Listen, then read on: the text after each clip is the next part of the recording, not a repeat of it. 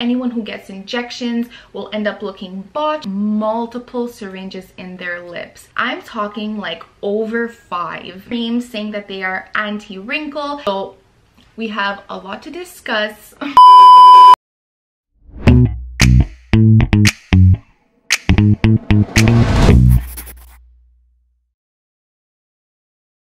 Hello guys, welcome back to my channel. If you're new here, my name is Marie and I'm so glad that you clicked on today's video. I am so excited because today we are talking about a subject that I am very passionate about. If you did not know, I am an aesthetic nurse and I have started a little series here on my channel around aesthetic nursing topics because this is definitely a subject that has a lot of myths and taboos. Even me, before getting the training to become an aesthetic nurse, I wasn't really sure about many things, even the difference between Botox and fillers. That has to be the #1 question I get on my Instagram, which is @NurseMarieBeauty. If you are not already, definitely follow me on that page because I am covering different topics every single day. So I definitely recommend checking it out because I can guarantee that you will learn something new. Today we are going to tackle the difference between Botox and fillers. I still get asked to this day if Botox goes in the lips,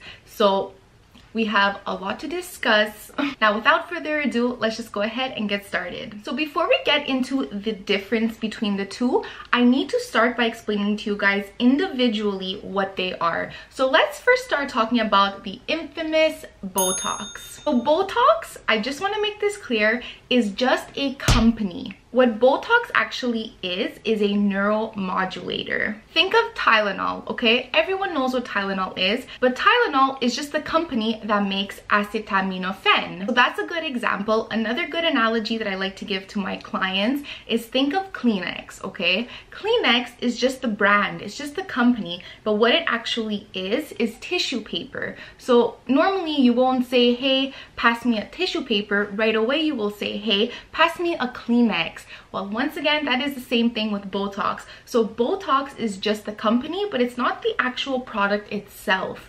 The actual product that we are talking about today is neuromodulators. So now that is the term that I will be using for the rest of today's video. So what is a neuromodulator? Neuromodulators are injected into the muscles. As you contract your muscles more and more as the years go by, that is how wrinkles form. So with the use of neuromodulators, we will inject those muscles, which will make them contract less, which will give a very smooth appearance to your skin. Another myth I want to debunk right away is when we see those creams saying that they are anti-wrinkle, and if you take this cream, you know, you will be wrinkle free. That is false. Think of it this way, okay? Wrinkles are formed by your muscle. Your skin is on top of your muscle. So the creams and the expensive products that you're buying might be used to even out your skin, but the wrinkle starts from here, and those creams just don't affect your muscles. The only way to effectively get rid of a wrinkle is by injecting neuromodulators. Did you know that neuromodulators are the most popular non-surgical treatment due to its safety and efficiency? It only takes a couple of minutes and the entire procedure is done. Honestly, the longest part of the appointment is probably the consultation because that is where we need to really discuss everything in detail, but the actual procedure itself doesn't take more than a couple minutes and it is painless. We don't even use numbing cream when we are injecting neuromodulators. So you can start seeing your wrinkles disappear about a week after being injected with neuromodulators, so you don't see it right away. And they last between 3 to 4 months. Basically, what will determine how long they last for you is how quick of a metabolism you have. So if you are someone that works out 5 times a week and you love to do cardio and get your heart pumping and you have a very fast metabolism, then you might see the neuromodulator no longer have effect for maybe 2.5 months. But if you are someone that it is pretty sedentary and you have a pretty slow metabolism, then this can last up to 4 months and maybe even more. So a lot of people think that neuromodulators freeze your face. If you get Botox in your forehead, you won't be able to move and you're gonna look like those people we see on TV that just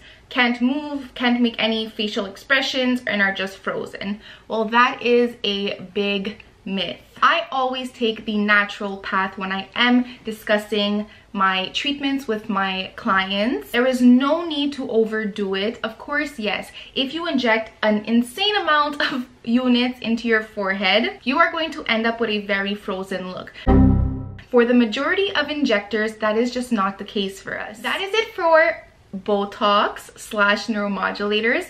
Now let's get started with dermal fillers. So it says it in the name. Dermal fillers fill in certain areas that we are injecting. Dermal fillers are composed of hyaluronic acid.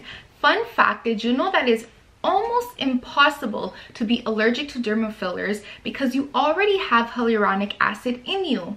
I don't know about you guys, but the creams that I use every single day are composed of hyaluronic acid because they basically promote hydration. Hyaluronic acid attracts water like a sponge, which is why it promotes hydration. Once again, the actual treatment of injecting hyaluronic acid only takes a couple of minutes. It is mostly the consultation that will be a little bit longer because that is where we discuss the goals of our client. What are they looking for? What are the short-term but also long-term goals? Because that is very important. The reason why that is so important is because a lot of times clients will come to my office and show me a picture of a celebrity's lips, which are very plumped, big, and beautiful.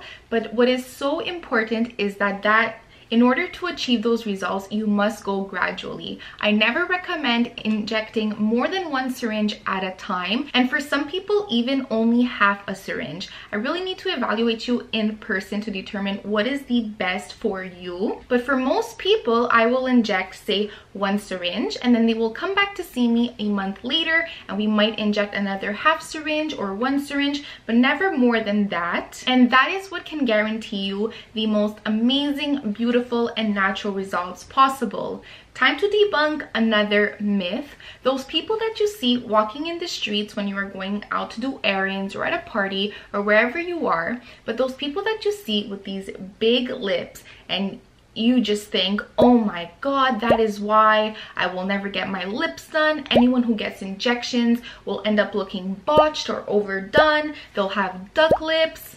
Guys, these people have multiple syringes in their lips. I'm talking like over 5. Like I said before, when I am injecting my clients, I only will inject 1 to 2. So think of 1 to 2 syringes in someone's lips compared to 6, 7 syringes. Now we are talking about lip fillers because they are the most famous type of dermal filler that you can get. But dermal fillers can be used for all features of the face, like the cheeks, smile lines, upper lip wrinkles, the jawline, the chin, of course the lips, under the eyes. They can be used for so many different reasons, and I just love dermal fillers because they can really help to just enhance the whole facial profile as a whole.